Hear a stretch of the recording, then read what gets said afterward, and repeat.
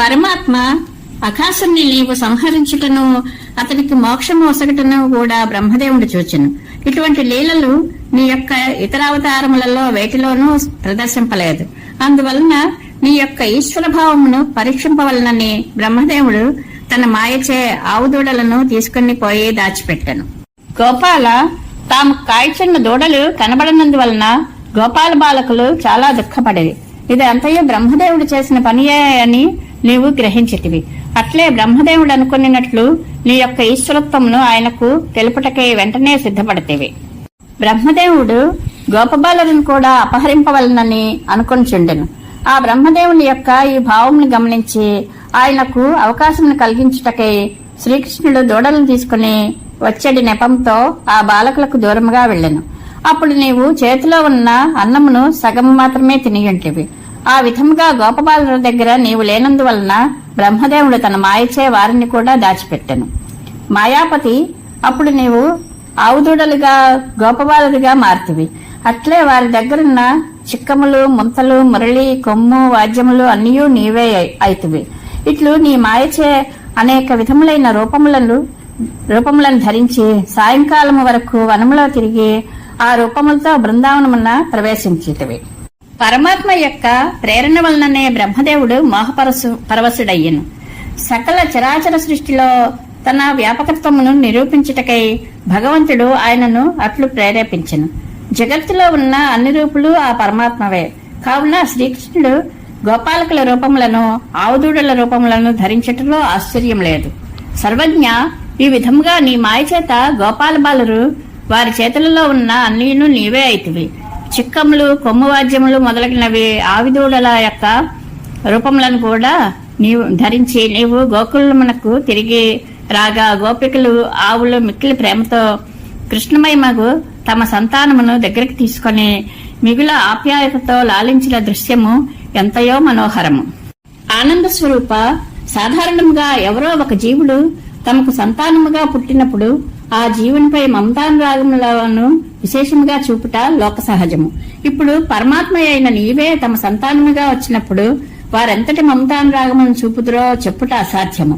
నందనందన, ఈ విధముగా గోపికలు, ఆవులు ప్రతిక్షణము తమలో పెళ్లిబుకుచున్న ఆనందముతో తమ సంతాన రూపమున ఉన్న నిన్ను ప్రేమతో చూచుకొనిచుండ్రి.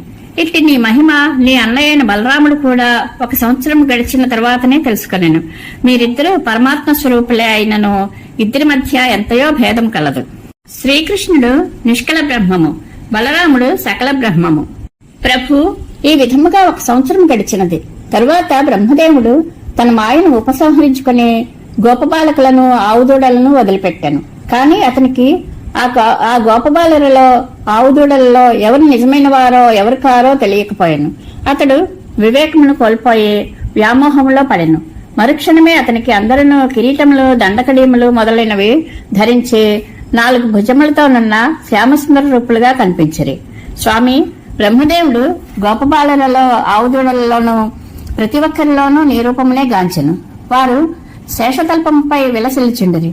లక్ష్మీదేవి ప్రేమతో పునర్చున్న పాదసేవలను స్వీకరించుచుండిరి. అరమోట్పు కన్నులతో లీలావిలాసములను ప్రదర్శించుండిరి. భక్తి తత్పరులైన సనకాది యోగులనర్చుచున్న సేవలను అందుకొనిచుండిరి. నీ లీలలు మహిమాన్వితములు గదా. సర్వజ్ఞ, బ్రహ్మదేవునకు అనేక నారాయణ రూపములు, వారిని సేవించున్న బ్రహ్మదేవులు కనిపించిరి. అతడు నీ మాయా ప్రభావితుడై మోహపరవశుడై ఉండెను. అప్పుడు నీ మాయను ఉపసంహరించుకొనగా చేతిలో సగము అన్నపు ముద్దతో ఉన్న నీవు బాలకుని రూపమున ఒంటరిగా కనిపించితివి.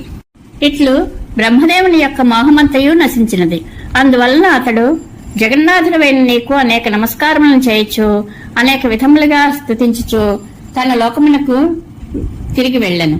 అప్పుడు సంతోషంతోనున్న నీ స్నేహితులు వెంటరాగా నీవు గోకులమునకు వెళ్ళితివి. అట్టి గురువాయూరప్ప, ప్రభు, నా రోగములను పోగొట్టి నన్ను రక్షింపుము. జగన్నాథ, ఈ విధంగా నీవు బాల్యదశను గడిపి కౌమార దశను చేరుకొంటివి. అందువలన నీవు ఆవుదూడలను కాయటం మాని గోవులను రక్షింపసాగితివి. మరుత్పురాధినాథ, నీవు చేయుచున్న పని నీకు అనుగుణంగానే ఉన్నది. నీవు గోత్ర భూలోక రక్షణములకై భూభారమును తొలగించుటకై అవతరించితివి. కావున తదనుగుణంగానే గోత్ర అనగా ఆవుల యొక్క రక్షణ కార్యక్రమంను నీవు మొదలుపెట్టితివి. ప్రభు, ఒకనాడు నీవు నీ అన్నయ్య అయిన బలరామునితో నీ స్నేహితులతో కలిసి వనశోభను దర్శించుచు హాయిగా విహరించుంటివి. అప్పుడు నీ ప్రియమిత్రుడైన శ్రీరాముని మాటను అనుసరించి ధేనుకాసురుడు నివసించున్న తాళవనములకు సంతోషంతో వెళితివి. అప్పుడు నీవు చెప్పగా బలరాముడు పళ్ల కొరకు తాటి చెట్లను తన 2 చేతులతో పట్టుకుని గట్టిగా ఊపెను. అప్పుడు తాటికాయలు తాటిపండ్లు కూడా జలజలా రాలెను. ఆ శబ్దమును విని గాడిద రూపమున ధేనుకుడను రాక్షసుడు కూడా వెంటనే అక్కడ వ్రాలెను. స్వామి, ధేనువులను ఆవులను రక్షించుటకు కంకణము కట్టుకున్న నేను ఈ ధేనుకాసుని ఎట్లు చంపదను అని భావించి దేవతలతో యుద్ధము చేయు ధేనుకాసుని నీ అన్నయ్య అయిన బలరాముని ద్వారా చంపించితివి. లీలామయ్య, తమ యొక్క అధిపతి అయిన ధేనుకాసురుడు చంపబడినందువలన అతని అనుచరులైన రాక్షసులు జంబుకముల రూపములలో మీ మీద పడిరి. అప్పుడు నీవు నీ అన్నయ్యన బలరాముడు జంబూ ఫలములను వలె ఆ జంబుక రూపములలో ఉన్న రాక్షసులను తాటి చెట్లకు విసిరికొట్టుచు అందరినీ అవలీలగా సంహరించితిరి.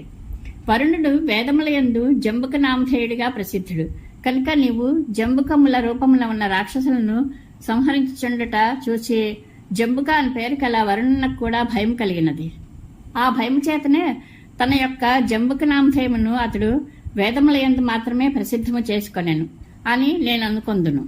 ప్రభు, దుష్టులను సంహరించుట, శిష్టులను రక్షించుట అని నీ యొక్క అవతార ఫలము నేడు గదా లభించినది అని దేవతలు నిన్ను కొనియాడసాగిరి.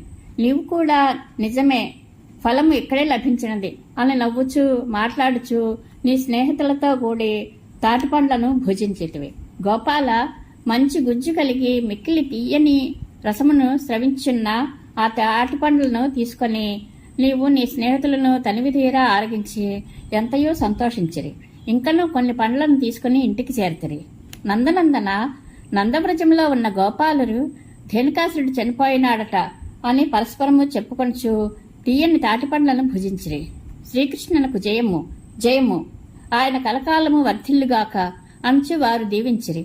అట్టి మరుత్పురాధీశ శ్రీహరి, నా రోగములను తొలగించుచు నన్ను రక్షింపము. ఇది బ్రహ్మకృత వత్సాపహరణము ధేనుకాసురవధ సమాప్తము. శ్రీకృష్ణానుగ్రహ ప్రాప్తిరస్తు. శుభం భూయాత్.